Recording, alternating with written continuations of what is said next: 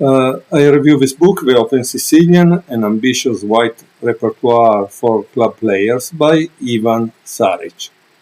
I like this book for many reasons. First, I will show you, because the diagrams are not the usual black and white, but this chessboard is colored and I like it. I like this idea. So I think this is worth it. Every chapter has, however, some model games, so it's not only the lines that are obviously for the Sicilian are kind of huge, as you can see, because there are always so many variants for the Sicilian. And in total, there are something like 33 model games. Notice this book is also available as a chessable course, so maybe makes more sense about all this theory. And here it says that Ivan Saric, which probably is born in 1990, is a Croatian chess player who became an international master at 17 and grandmaster at 18. He became under 18 European champion in 2007, under 18 world champion in 2008, and won the European individual title in 2018. Saric beat Magnus Carlsen for his country at the 2014 Olympiad in Tromsø. These are his achievements, which show that obviously he had a good theoretical understanding of the opening. Now, I would like to show you game 13 between Andrei Volokitin and Valery Neverov. Volokitin is rated at 2640, Neverov 2494, so 2500. This is a rapid game.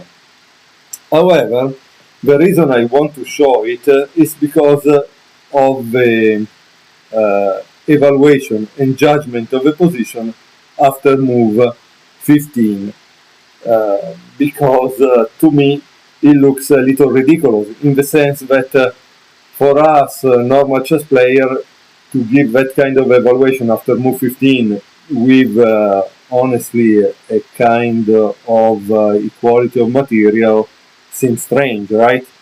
But you will see it, please. E4, and obviously here the author says this was a rapid game, but it shows perfectly how good white's chances are in this line. This is the Can variation, okay? C5, knight f3, e6, d4, c takes d4, knight takes d4, a6, bishop d3, knight c6, knight takes c6, b takes c6, castle, d5,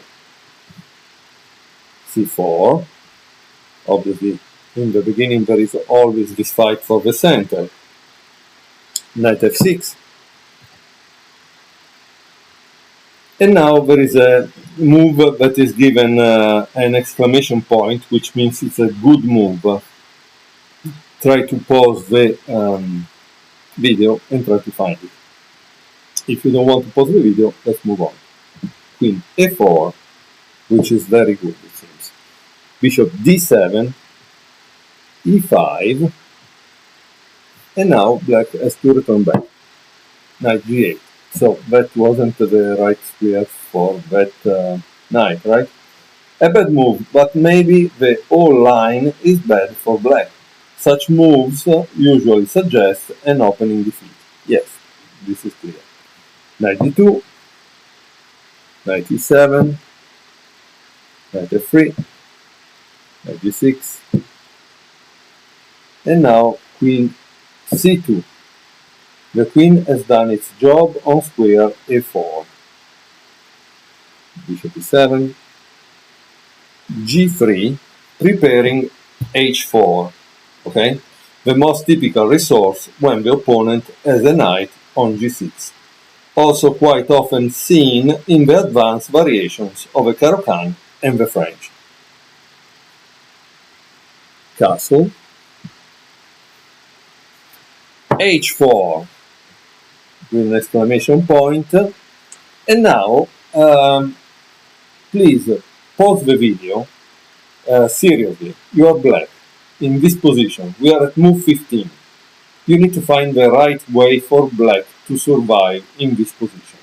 Okay? Well, let me tell you, it seems that black played queen b8, which is given the sign for a dubious move, and the evaluation is this. After this move, white is winning. Okay, so imagine here, white is winning in this position. If you would pass casually in a tournament hall near this chessboard, would you really say, oh, immediately, white is winning? I don't know. Now, what was the move that black should have played? It seems the move they should have played is f6. This was the only chance. And after bishop takes g6, h takes g6, bishop f4, developing the greedy queen takes g6 allows black to activate his bishops with decent compensation over the light squares. And the line that is given here is queen e8 and rook f e1. And white is better as evaluation. And the oral evaluation there, it keeps the black bishops in the box. So that's why white is winning, because it keeps the black bishops in the box. But let's return back to the position that it was before f6 to see what was played in the actual game, okay? And obviously we need to reset the board, which is a thing that is dangerous because sometimes we can make mistakes when we reset the board. But to the best of my knowledge, it seems that the position is correct. Okay, so in this position, he played queen b8, not a good move at all. Okay, because for the author of this book, white is winning. Now, rook e1, f5, he takes f6, the famous en passant, rook takes f6. If black played bishop takes f6, there was h5, and the evaluation by the author is that white has a decisive advantage. Knight g5, and here the author says black can't defend the h7 pawn. 18 bishop takes g6 followed by knight e5 also gave white an advantage, a winning advantage. So if instead of here I would have played this and the knight e5, it's also a winning advantage. Bishop d6, and now try to think what you would do if you were white. Sorry if I already touched the piece that is gonna move. The move is knight takes h7, king takes h7, bishop takes g6, and obviously there is king g8, because if it takes back, remember that there is this pawn that goes up, okay? Bishop g5. It seems that in this position it was better to play king g2. Again, a very interesting game that is teaching us something, okay? So, bishop g5, rook f8 is still not a good move. Black should have played bishop c5. That's kind of interesting, yeah. Do you know why this bishop c5 is a big problem for white? Because this is becoming an absolute pin. So yes, this goes down. You're right. You're totally right. But this queen goes here. So it's a kind of very problematic for white. Yeah, and so clearly it was an interesting position. And bishop c5, it's a move that you see, sometimes when we are defending ourselves, we are not thinking clearly, and we don't find the resources so easily, like it happens in a real game. No? So when we are not attacked, we are not under pressure. When we are under pressure, sometimes we crack. Yeah. Okay. Sorry, it was not in e7, but it was in d6, I think. Right. So he played bishop g5 and he played this rook f8 instead of this move. Okay, rook f8. How does white continue? Well, that's a good move. Pawn c5. Interesting. Now black is dead lost.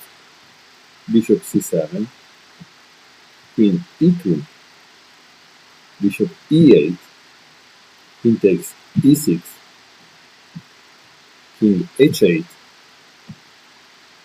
and here there was a better move for white than the one played in the game. In the game, white played bishop takes e8. Eventually, you can pause the video and try to find it out. The author says that white should have played rook e2, protecting the second rank. So bishop takes e8, king takes e8,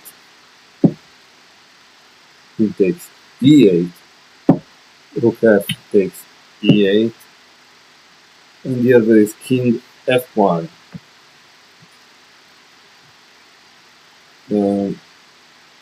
So here the advantage for white is 2 pawns, and one needs to convert it in the endgame, right?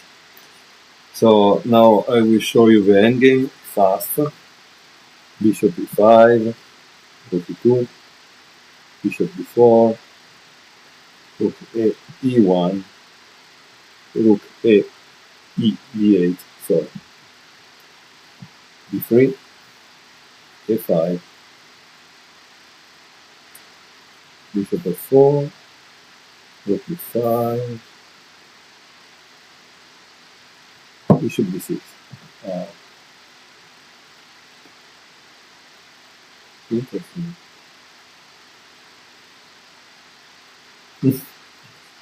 a4, no, sorry, a4, rook e8, rook takes e8, rook takes e8, king h7, bishop takes b takes a4, rook b2, rook b2, rook b4,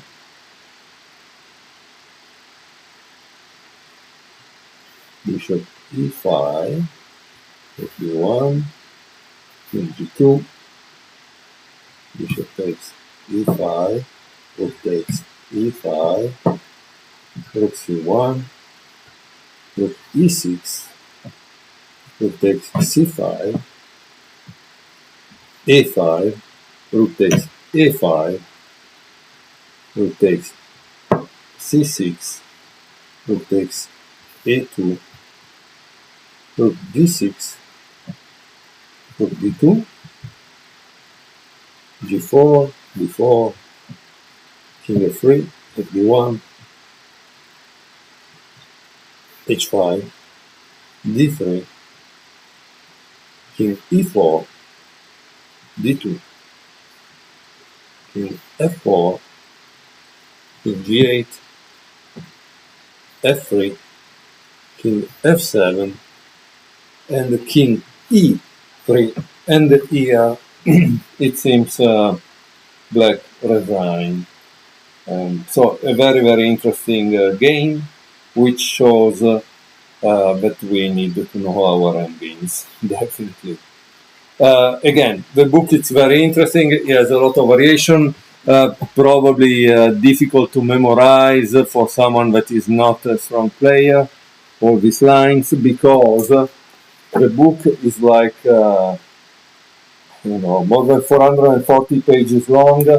The good thing is that New Chess uses this system at the end of the book, that it's the variation index, and that's quite worthy to find something, which means you can use this book in correspondence games, in long time games, and find the lines and play them, and in this way try to learn. Okay, it's a way to learn.